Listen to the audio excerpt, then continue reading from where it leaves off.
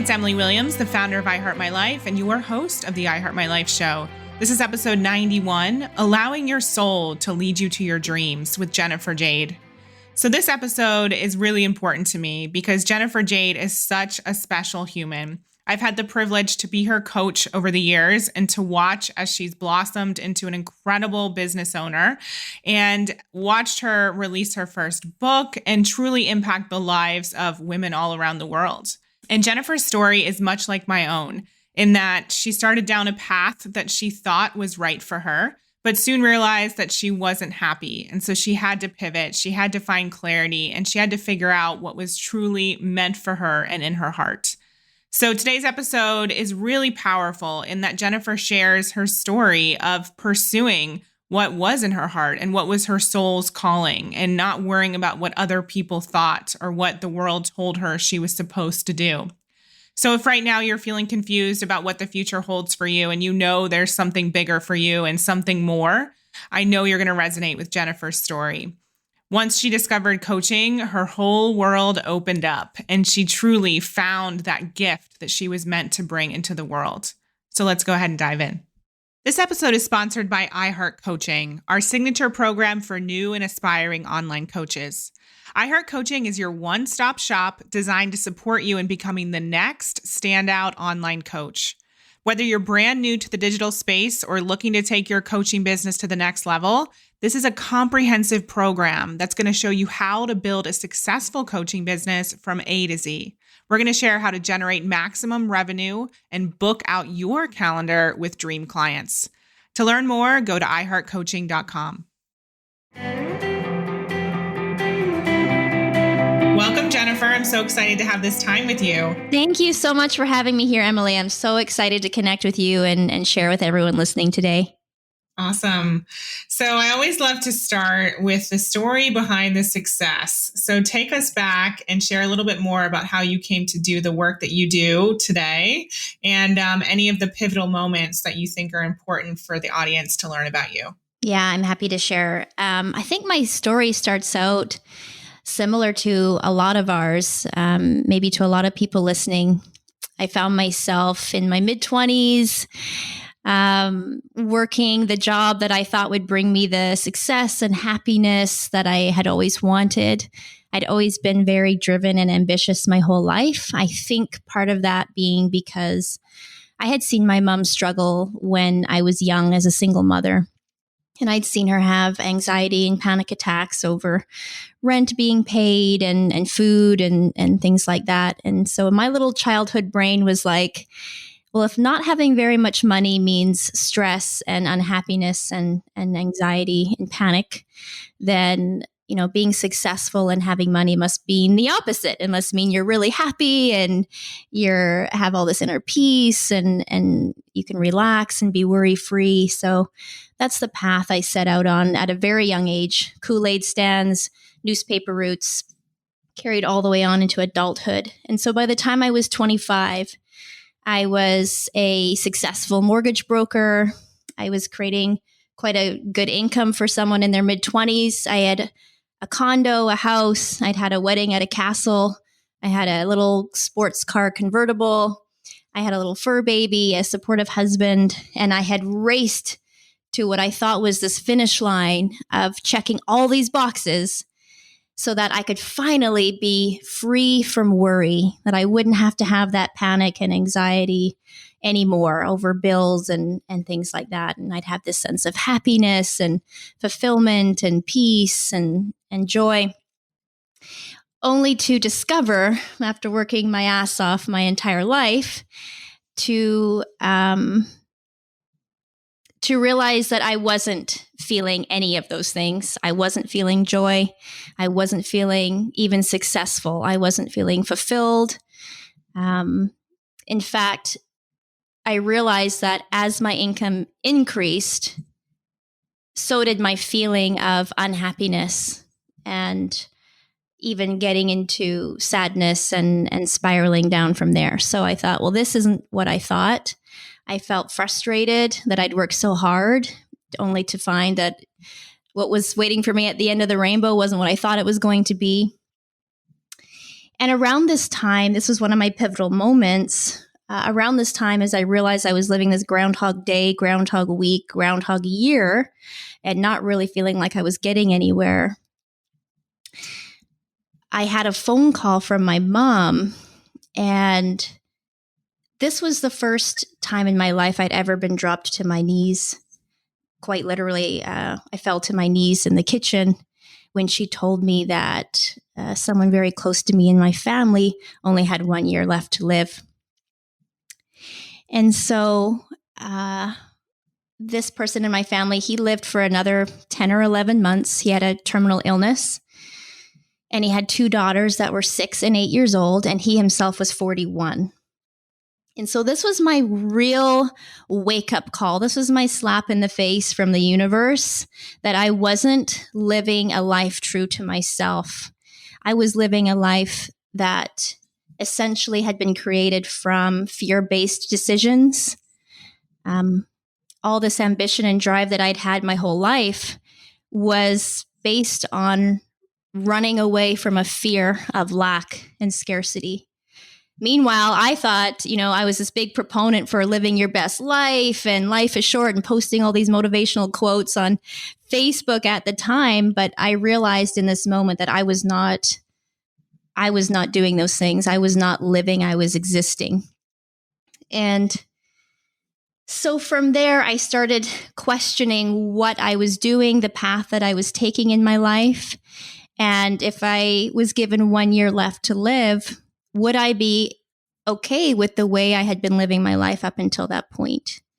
And the answer was no. So I thought about, well, what would I be doing if I hadn't been running away from fear, if I didn't worry about money and scarcity and lack, if I never had to concern myself with those things, how would I be spending my time? And I had this flashback moment to when I was in grade 12, and I had made this declaration that I wanted to be a photographer, that if I never had to worry about time or money, that I would spend my days traveling the world and taking photos. And so I declared to a friend of mine at that time in grade 12, oh my goodness, I'm going to be a photographer. And this close friend of mine said, well, have fun being broke for the rest of your life. Wow. And so that burst my bubble. And I'm not putting blame on anyone else, but that really was like the dagger, and like that's the one thing you could say, because then I have all these pictures of my mom and struggle and pan. I'm like, oh yeah, you're right. I don't want to be a starving artist. That's not who I want to be. You're right. So into finance, I go and become this mortgage broker. So I have this flashback moment, and I think to myself, you know what? I have a fear greater than failure now. My biggest fear is not to fail, but to never know what could have been and to have regret on my deathbed. So with that in my mind, I thought I need to find out what would have been possible if I actually listened to my heart and pursued photography. So I did that. I found mentors. I went to workshops. I shadowed photographers. I flew around the world. Some people in the online world are familiar with Jasmine Star because she's kind of into the online space now, but I did a workshop with Jasmine Star in 2011 when she was just strictly a photographer. I flew from Canada down to Orange County to do a one-day workshop with her that was $900. And I didn't have this kind of money laying around. It was just like, you know what? If I have to work this job in finance, I'm going to use it to finance my dreams. I put it on credit cards. I put it on whatever I had to do because I wanted to shorten my learning curve from where I was to where I wanted to be and condense my timeline. And so that's what I did. I hit the ground running with my business. I transitioned out of finance into photography. And just to condense the story, because I had worked with these mentors, I did quite well in my business pretty fast. And I started developing a name for myself in my area. I started winning awards. I started being published in magazines. And I just couldn't believe this was my life. I couldn't believe I was being paid to do something I love. I couldn't believe I was making money and having fun at the same time. I didn't know that that was possible for me. I thought living a life you love and being paid for something you enjoy doing was reserved for actors and actresses and, the movie stars and the big famous authors. not for, this girl from Canada, Vancouver Island, with no degrees and humble beginnings and all this kind of stuff. So I was just really taken aback that this was possible for me. And I started to realize if it was possible for me, then it's possible for everyone else as well. It's possible for people like me who don't believe it's possible for them, who don't have degrees, who don't have handouts or head starts, and I just felt like I needed to tell the world. I wanted to shout it from the rooftops. I wanted people to free themselves from their self-inflicted cages that they were in, because that's what I felt like when I was working in my mortgage office, my windowless office. I felt like I was in a prison that I had made, because I was there by choice. And so I thought, I need to get to these people. I need to shake them awake. I need to, let them know that, this is possible for them, and to start making decisions and even taking baby steps in this direction. And I remember saying this to my first ever life coach. His name was James. And he said, well, that's great, Jen. Then go ahead and do that. And I said, well, James, that's not a job. That's not something you get paid to do. And he said, Jen, that's a coach. That's what a coach does. And I was like, oh my gosh. And so that is when you came into my life, Emily, because I thought, okay, this is really cool. If this is actually a thing that I can help people with, and this is a message I can spread, and I can support people in this way, then I want to work with mentors, and I want to go to workshops, and I want to do all the things that helped me develop my photography business so quickly with my coaching business. And of course, when the student is ready, the teacher appears. That was when I first saw, it must have been one of your Facebook ads. I don't remember what brought me to your website, but it had to have been a Facebook ad. I resonated with everything on your website. Even just sharing my story now, I can even hear how many things that, we kind of have in common with our stories. And I thought, oh my goodness, I get this girl, she would get me. And I loved how you thought big. You're a big dreamer, you're a big action taker, and you were succeeding in your mission, and you were exactly the kind of woman I wanted to work with. So that's when I reached out to you, and our journey began. I love that. Thank you so much for sharing. I know you've told that story before. That was very eloquent. I can see you on the stage sharing it. Yeah.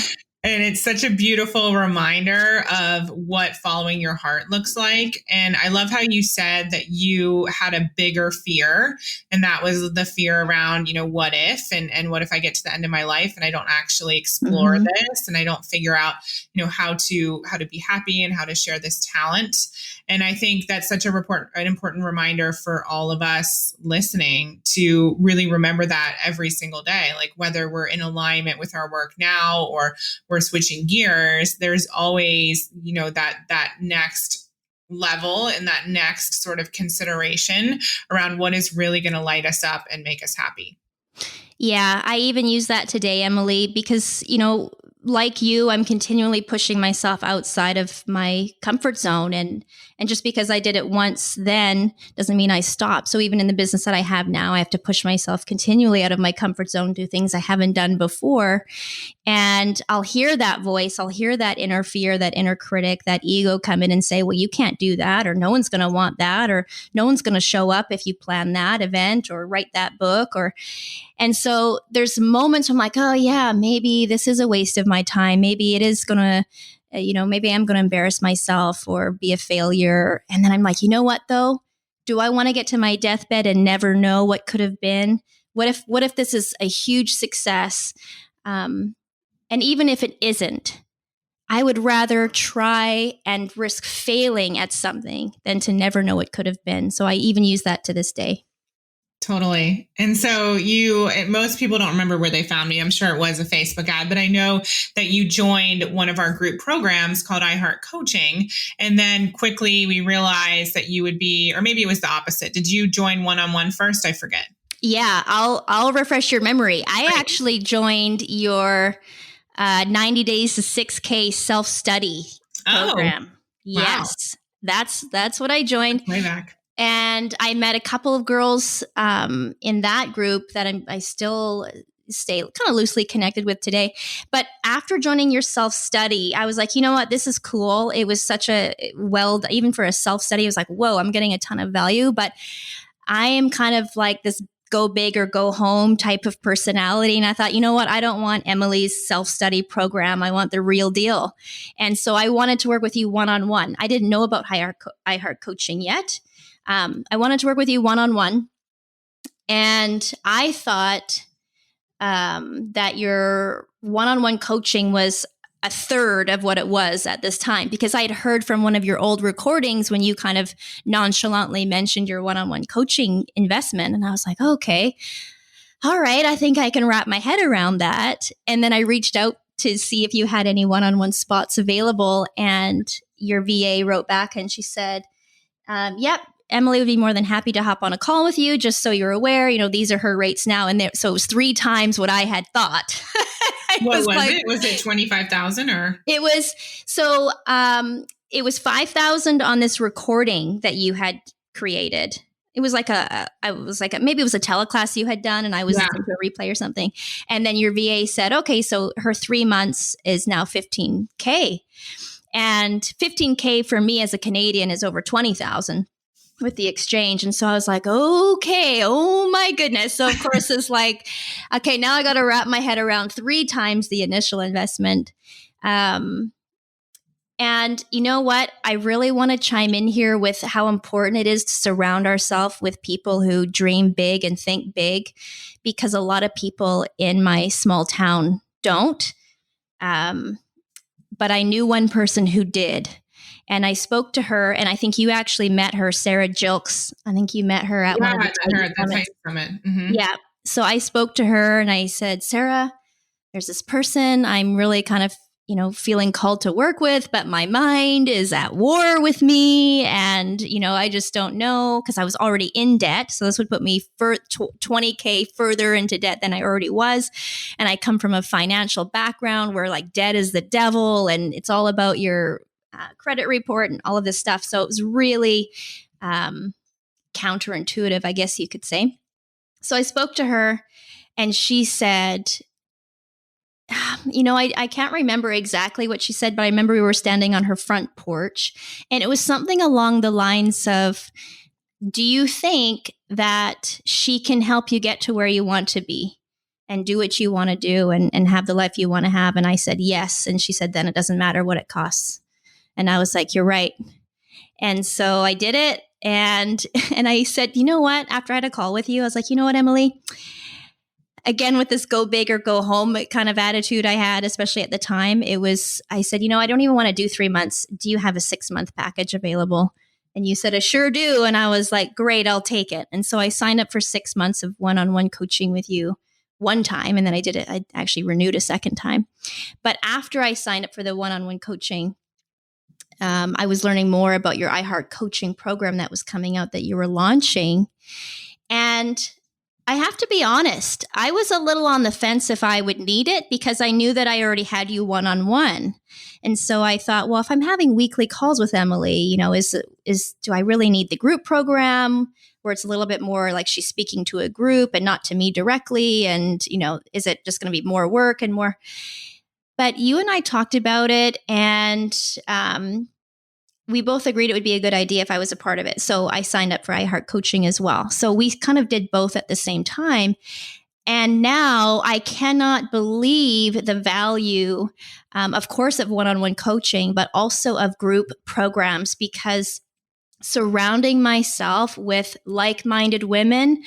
So instead of having just Sarah Jilks, which was awesome, and I'm so lucky I had her, but now to have, 20, 30, 40 women around me that were big dreamers, big thinkers, big action takers, following their hearts, going through the same struggles I was going through, picking me up if I fell down, I'm picking them up if they fell down, which is, building my own confidence. It was so powerful. And then the connections that we made, I still have to this day. We collaborate with one another. We mastermind with one another. We meet up at live events with one another. You can even co-create events. And it's just, and then of course, coming to Paris and meeting, a lot of them in person has been. You were part of our first iHeart coaching event, which is amazing. Yeah. I'll never forget that experience for the rest of my life. So I just feel if anyone listening has an opportunity to go to a live event, you have to. You've got to move heaven and earth to do it because actually, one of the people that I met at that event, Kim Heinz, she was kind of quiet in the group program, but she came to the live event, and then her and I clicked right away. And then she ended up being an integral part of my business. She did all my tech stuff for me in my business. And I was trying to launch my group program at the time, and I was so overwhelmed, and I just couldn't believe all the back end stuff that I hadn't figured out yet. And thank goodness I came to your Paris event and just clicked with Kim, because then as soon as I got home, she took all of that off my plate and helped me, actually run my group program and all my group programs since then. So it's just really amazing if you allow your soul to lead the way and you say yes, even despite the fear that your head is trying to create, the loud, obnoxious fear that it creates. If you drop down from your head into your heart and you just say yes and you hang on and you trust that, it's really amazing what unfolds from there. Oh, thank you for sharing that. And I love how organic these conversations are. I never know where they're going to go. And you pointed out something that is so powerful for people to remember. So often we do hear people going into fear around spending the money. But the only thing you really need to ask yourself is this decision going to get me the results that I want? Is it going to get me closer to the dream or to the vision? And like you said, if the answer is yes, then it's a no-brainer. Otherwise, you're going to be like throwing that spaghetti against the wall, wondering if you're making the right decisions, taking the right steps, and it's going to take so much longer. You know what? It was a huge game changer for me, Emily, and I hope this helps anyone listening right now. Having experienced that loss of my family member and him being 41 years old, and me realizing that I can't just procrastinate till I retire and then start to enjoy my life, like procrastinate and stay in this job I hate or this life that is unfulfilling, or try to, waste time figuring things out on my own, or having that I can do it myself mentality, which, I've had in the past. This is what changed everything for me. I started valuing my time more than I valued my fear around lack and scarcity.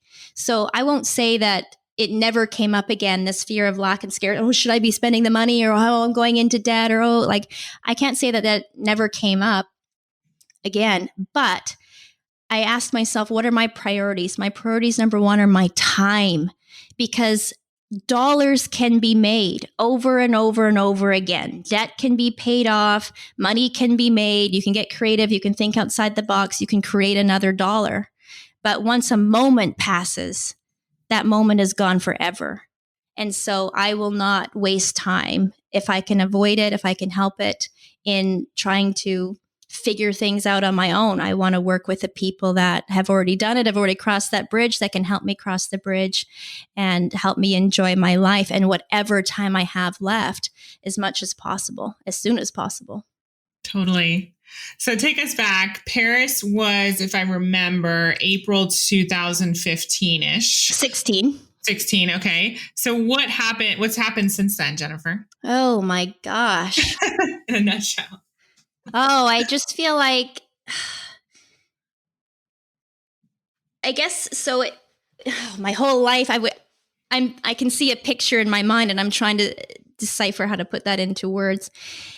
I was at a fork in the road when I started working with my first life coach, James Butler, and I was unhappy. I was unfulfilled in my photography business. So when I started working with James, I had left my 9-to-5. I created this amazing photography business that felt like pinch me kind of life.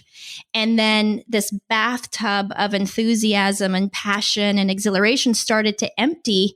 And that terrified me, because I thought this was it. Like, I had found my thing. This is it. This is what I'm going to do for the rest of my life. I was still in that mentality that you pick one career and you stick with it. So I thought, oh, if I've already changed one career, this will be it for me, photography. And so when that kind of bathtub of passion started draining out after just a few years, I was freaking out. I didn't know what I would do next. I didn't have any degrees to fall back on. I certainly didn't want to go back to finance. I didn't want to fake a smile and stay a photographer for the rest of my life if my heart wasn't in it. So I felt really lost at this time. This is in 2014. So I started working with James 2015, in the spring of 2015.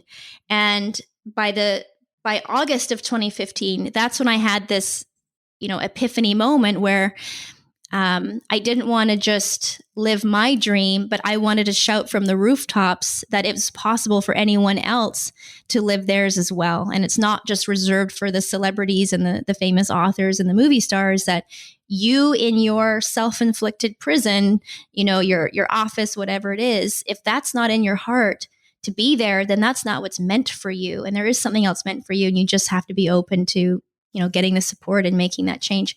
So that was the fall of August 2015. So this is where the fork kind of happens, where I'm kind of slugging along in this 9-to-5 job, this 9-to-5 life. My original idea was, well, I hate my job, so I'll just work harder, even harder than I already was, to try and retire early. And then I'll enjoy my life when I retire. Then I get kind of flung this rock into my orbit that wakes me, shakes me up and says, hey, Jen, you might not make it to retirement. Start living now. So I start working with James. Then James leads me to start working with you. And then just from there, we do one-on-one coaching. We do iHeart coaching. We meet up in Paris. From there, I did sign up to work with you for another 6 months. I launched my group program for the second time. Now I had a bit better bearings of what I was doing. That was a 6-figure launch in the beginning of 2017.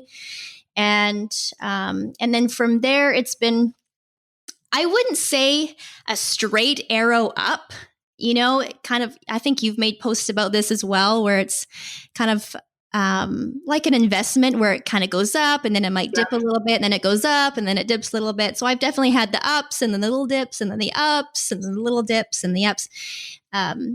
But generally moving upward. And since then I've really come to figure out who I am as a coach and what my voice is and what I stand for and what I believe in, and speaking truth into that, having more confidence around that, releasing my now Awakener certification, because I really understand what it is I do and how I do it and how I do it differently than most.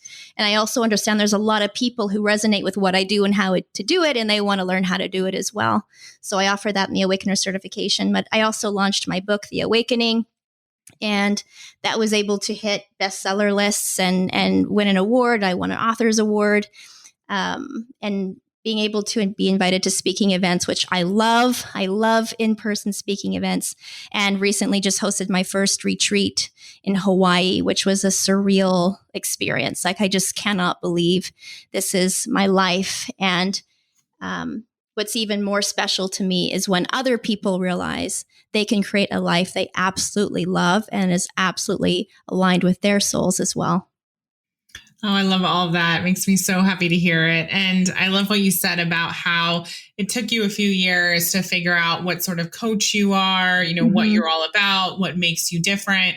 And I think that's so important to highlight, because we often start businesses with the intention of something in mind, and then things start to evolve. We get clear on our message. We, sometimes we come full circle, sometimes we pivot and change gears. And I think it's so important to recognize that with just, with businesses, just like with life, there are different chapters and there are different periods of time where it's important to reassess and realign. And there are certain things that happen that help you get clear. There are certain things that make you more confused, and all of it is okay. You eventually get there and things start to click.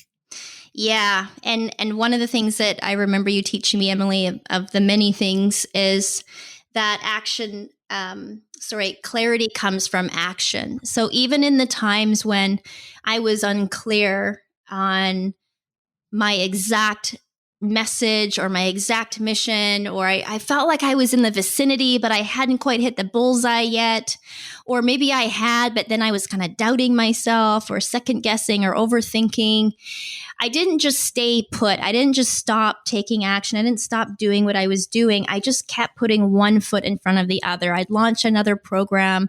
I'd work with another client. And with every step, I would gain more and more and more clarity. And I just feel like that has been profound in helping me to get to the place that I am now, is that teaching that you gave me to keep taking action, and the clarity comes from action. Would you say that's one of your keys to success? I would say it's definitely one of the keys. But what I would add to that is the soul aligned piece of the action, because I think a lot of us, myself included, people I see coming up in the coaching world can get lost in taking any action, the shiny object syndrome action. Oh, this person says to do this. Okay, wait, no, this person's saying to do that. Oh, this person's really successful and they're doing this, so I should do that.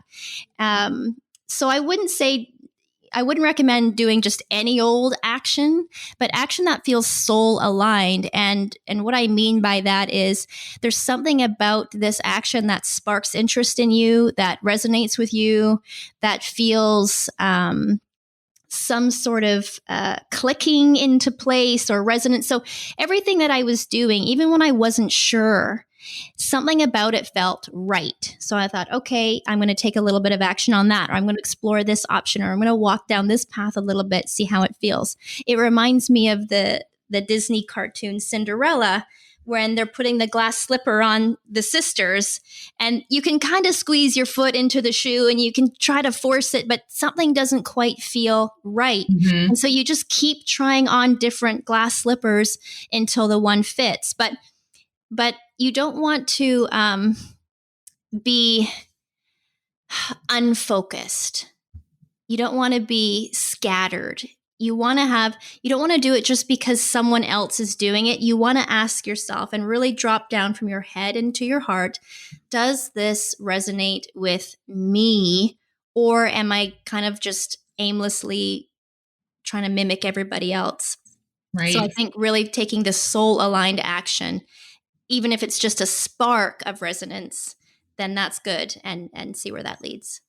Yeah. I mean, I know you and I are in alignment with that. It's all about those little whispers and what your heart is calling you to do. And we believe that those desires are there for a reason. And I think people do get very confused, and they do see what other people are doing. And there is so much noise, and there are so many things that people are telling us work, that it's hard to know what's going to work for us. And so sometimes there is a bit of trial and error, but I think, like you said, you can pause for longer than you think you need to and just really listen to what you're actually being called to do in terms of action. Yes, I absolutely agree. And so can you share one of the biggest challenges you've experienced over the last 4 or 5 years and how you moved through it? Oh, yes. Okay. I would say my biggest challenge over the last 4 to 5 years has been self-confidence. And I really love how the universe sends us lessons and teachers and all kinds of things when we're ready to learn these kinds of teachings. I have been working on my visa to live full-time in the U.S. I love San Diego. This is where I feel completely at home, even though I'm originally from Vancouver Island in Canada. And part of this visa process is to be interviewed at the border, by the border security guards. And I thought, oh my goodness, how am I going to sit here? And the visa's for extraordinary ability. How am I going to sit here and explain why I'm extraordinary and why I'm better than everyone else at what I do, and all this kind of stuff? And it really triggered in me this realization that I don't think I could do that. This was about a year and a half ago. This is all happening about a year and a half ago. I thought, how am I going to sit in this office where I'm already intimidated by the person sitting across from me, and then explain to them why I'm better than everybody, which is not something I've ever been able to do in my life. So I went down this rabbit hole of, well, how does one improve their confidence, and how does one increase their self-belief, and how do you create that sense of conviction? When you see people speaking on stage and they have that sense of conviction and passion and confidence and swag and charisma, where does that come from, and how do you get some of that? So I went down this whole path for the last year and a half of increasing confidence. And I would say that a lack of confidence can stop you in your tracks. It can stop you in pursuing your dreams. It can have you succumbing to that voice that's always bullying you inside your head. You just believe it because you don't really have any confidence otherwise. It can cause you to procrastinate and cause you to delay. So I've been doing a decent job at still pushing forward towards what feels soul aligned for me and pursuing my dreams with the help of great mentors linking arms with me and surrounding myself with like-minded women in group programs. But how can I stand on my own and be confident? And how can I be interviewed and have confidence in who I am and my abilities and what I stand for? And I think a piece of that has been the clarity. So I needed to be crystal clear on what it was that I do and how I help people. So I did actually get help on getting that clarity. And then the second piece has to be understanding where confidence comes from. I didn't know where that came from. I didn't know, is that something we're born with? Is that something that we just develop after years of experience? Maybe it's a bit of both, but something that's really helped me in this area has been 100% unconditional self-love and self-acceptance. That my self-worth is not hinged upon the success of my business, my income, my body shape, my body size, my looks, my social media following, my email list size, or how many people I have served. This was really big for me, Emily. I realized that I had a self-worth attachment to how many people I was serving, to the point where I uncovered on this journey of mine that I went on, I uncovered that I felt like my worthiness in my life was dependent upon how many people I could help. And if I didn't feel like I was helping enough people, then I felt like crap on the inside. I felt like, well, what's the point? I'm not succeeding. I'm not helping enough people. What's the point of me even being here? I'm not succeeding. I'm going to fail at my life. I'm going to fail at this lifetime or this life lesson. And it led to me having this epiphany moment of like, whoa, Jen. There's people on this planet who can't help anyone. If they're special needs or disabled or any of those things, there's people who, in fact, not only can they not help others, but they require the help of other people 24 hours a day. That's their whole life, is that they require to be cared for by others, and that's it. They can't contribute, not in an intentional way. And so does that mean that their life is a waste and they're not worthy of love and that they're a waste of, and I thought, no, of course not.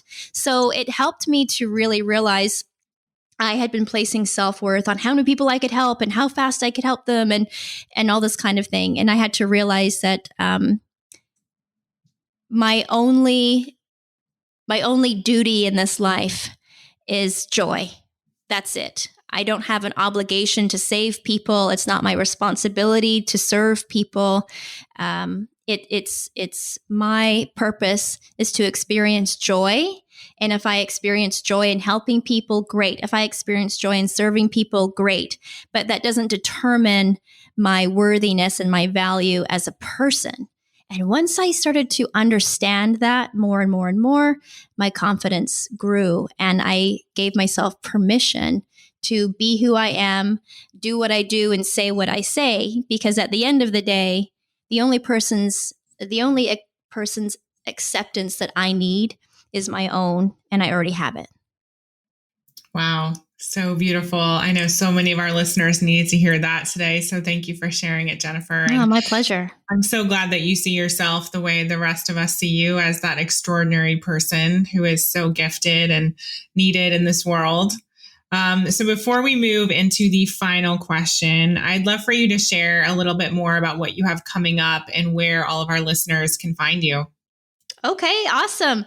I did mention a little earlier, I've got something called the Awakener certification. This is my most favorite offering I've ever created because it it's the most closest thing to my soul that I've ever offered the world. The last few years, I felt like I've been close. I've been dancing in the vicinity of my purpose and my calling and my offerings. I've gotten closer and closer and closer, these last 12 to 18 months. But this Awakener certification is it. It is everything for me, at least for right now in this chapter of my journey. What it is it helps people who feel called to serve others similarly to the way that I do. It involves coaching, but it also involves calling in your intuition. It involves channeling. It involves utilizing your life experience and the hurdles you've been through in your life, combining these things into your own, I'm going to say potion. I can't think of what else to call it.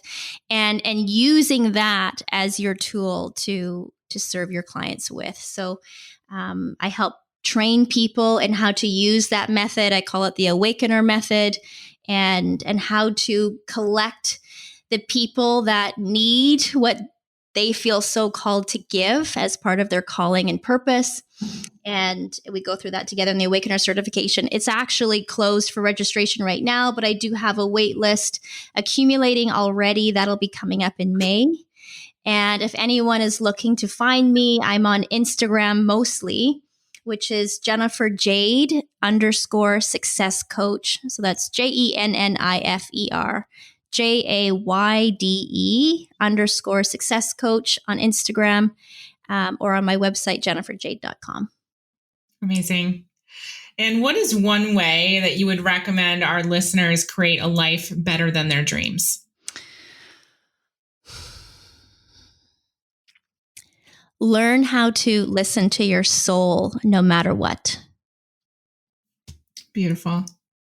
Thank you so much, Jen. I really appreciate your time. And honestly, we're going to have a difficult time choosing just one quote from this episode because it's full of so many tidbits and just beautiful sayings and reminders for all of us to truly not waste any time, not waste a single day, and to move forward with our dreams, regardless of what anyone thinks, and to again, take that action and just know that the clarity is on its way. So thank you so much for your time and also for your work in the world, because you are one of the favorite people I've ever worked with. And I'm just so grateful you're out there sharing your gifts and serving in this way, and just can't wait to see what you do next. Oh, thank you, Emily. I really feel like we have a divine connection. I felt like it was divinely ordered. I stumbled upon you for a reason and on purpose. I don't believe in coincidences.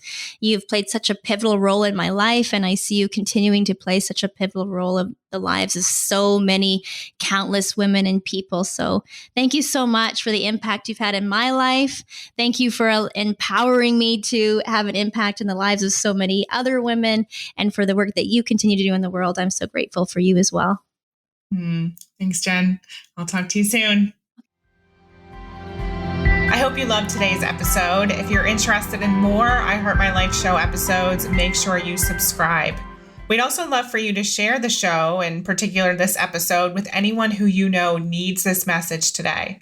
You can also share it on social media, and make sure to tag us at I Heart My Life Now so we can reshare everything you posted and shout out to you and give you a big thank you.